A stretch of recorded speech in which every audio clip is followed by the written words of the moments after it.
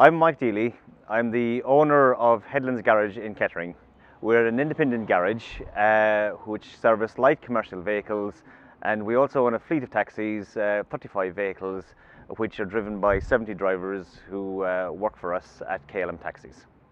What kind of vehicles, Mike, the taxis? The taxis are a range of vehicles, Skoda Octavias, Volkswagen Tyrans, Ford Galaxies, Ford Transit minibuses, Fiat, Scudos, Peugeot Dispatches and Citroen vehicles. And I believe you tried some 4-in-1 conversion kits on some of those vehicles? Yes, we tried a couple of conversion kits on 3 or 4 Skoda Octavias and a couple of Fiat Scudos when they came to clutch replacements. Why did you do that, Mike?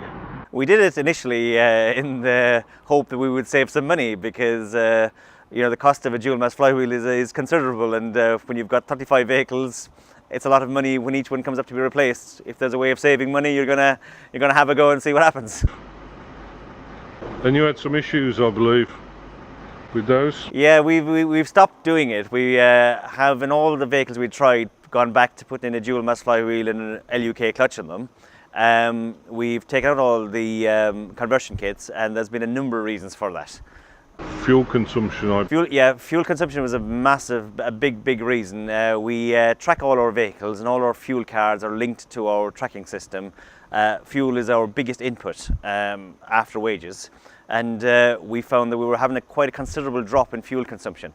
The fuel consumption was dropping from anything from 12% to up to 20%, depending on the size of the vehicle. We're talking between 12 and 16-17% on the smaller vehicle, and from 16% up to 22% on the larger vehicles. And financially? Financially, you were looking at a cost to us of between 30 and 35,000 pounds per year, which is like £600-700 per week, which was a big eye opener. And you had some failures, I think, on some of those vehicles? Yeah, we found we were having a number of issues with the conversion kits and the clutches. The biggest thing was that we were finding that the clutch kits themselves were given a number of knock-on effects.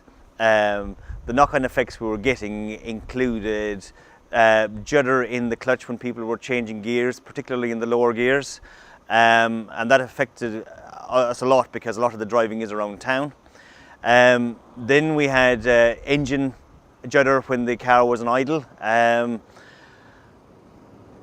We were finding the clutch wasn't lasting as long because in terms of trying to get rid of this judder, what happened was the drivers were trying to ride the clutch, and that got rid of the judder, but it also meant increased clutch wear.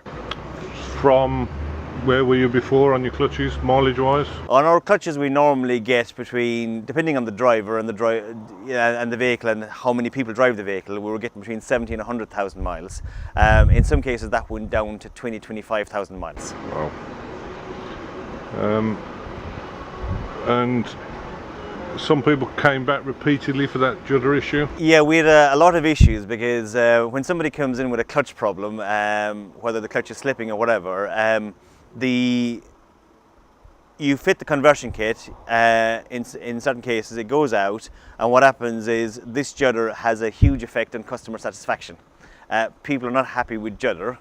The average customer does not understand what causes this judder, and they're convinced that their clutch is still slipping or that there is another problem with that.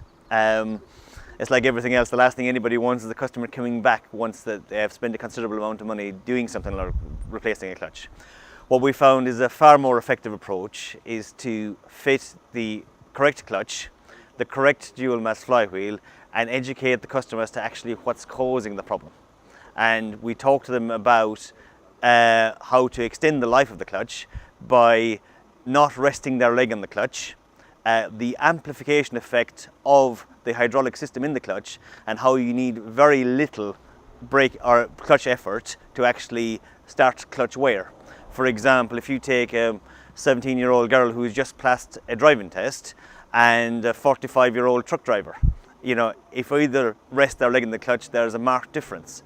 What we've educated everybody into is what this causes, and this has shoved our clutch life right back up and the flywheel life right back up to the 85,000 mile life range. Right. I think you had some more expensive failures on gearboxes?